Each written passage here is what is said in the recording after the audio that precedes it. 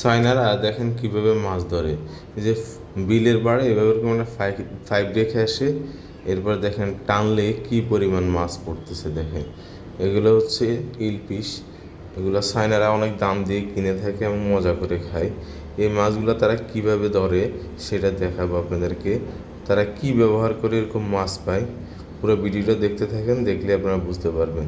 দেখেন কি পরিমাণ মাছ পেয়েছে। ওরা এই ধরনের একটা মেডিসিন ব্যবহার করে দেখেন, যেটা মেডিসিনে তারা যে টোপ হিসেবে ব্যবহার করে।